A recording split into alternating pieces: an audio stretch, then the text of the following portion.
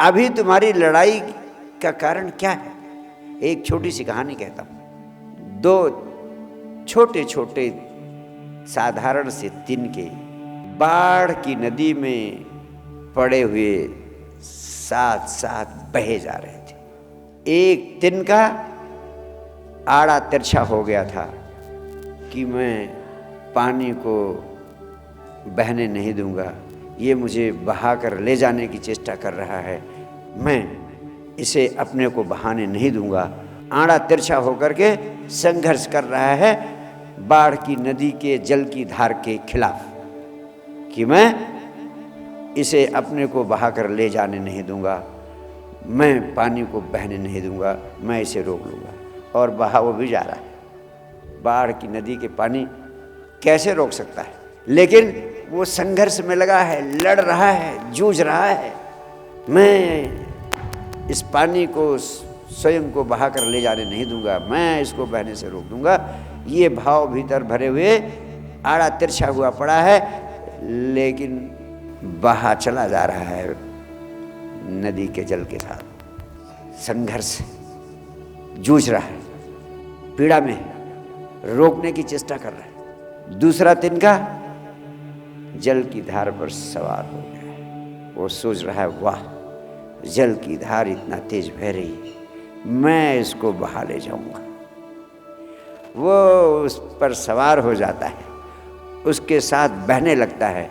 जिधर धारा जाती है उधर बहते हुए जाने में आनंदित होने लगता है। दोनों साथ साथ बहे जा रहे हैं, दोनों की बहने की गति एक जैसी है, लेकिन एक आड़ा तिरछा संघर्ष में पड़ा है, लड़ाई में पड़ा है, विषाद में है, तनाव में है, दुख में है, टूटता जा रहा है, बहा वो भी जा रहा है। दूसरा जिसने विरोध खत्म कर दिया है वो भी बहा जा रहा है, लेकिन नाचता हुआ, आनंदित, सवार हो गया है, उसे अच्छा वाहन मिल गया है, वो सागर की तरफ बहता जा रहा है।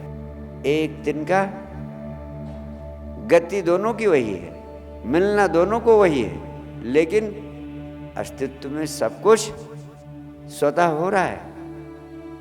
ऐसे तुम्हारी जिंदगी में सब कुछ स्वतः हो रहा है।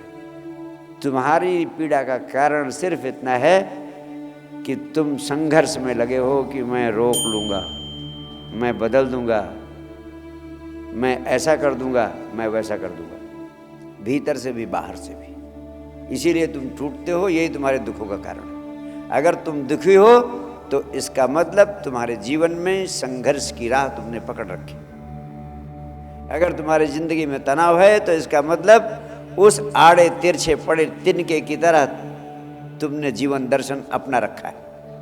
और अगर तुम आनंदित हो, अगर तुम प्रफुल्लित हो, अगर जीना तुम्हारे लिए नृत्य बन गया है, सौभाग्य बन गया है, उत्सव बन गया है, तो तुम उस तिनके की तरह हो जो बाढ़ की नदी के जल की धार पर सवार हो गया है, संघर्ष छोड़ दिया है और नाचता हुआ बहता चला जा रहा है। वो साक्षी हो गया है, कर्तापन का भाव हट गया है। पहला तिनका कर्तापन के भाव से भर गया है। इस अस्तित्व में होना तो सब कुछ उसकी मर्जी से ही है।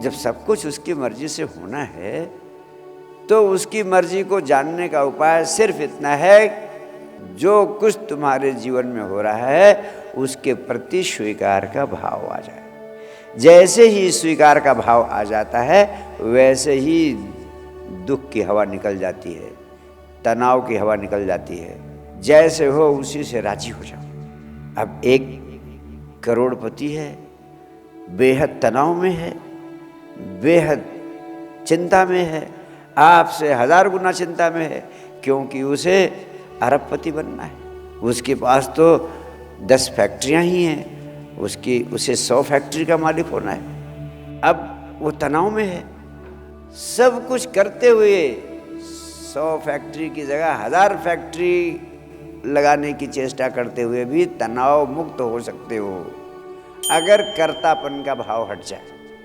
अगर उसकी मर्जी से राजी हो जाओ। अपनी मर्जी को छोड़ते ही एक विराट घटना घटती है, तुम साक्षी हो जाते हो, और जब तुम साक्षी हो जाते हो तो उसके साथ एक हो जाते हो, उस ऊर्जा के साथ जो सब कुछ करा रही। जिस समय आप उसके साथ राजी हो जाते हो कि हमारी जिधर ले चलें उधर मैं चलता जाऊंगा, तब तुम अस्तित्व के साथ जुड़ गए।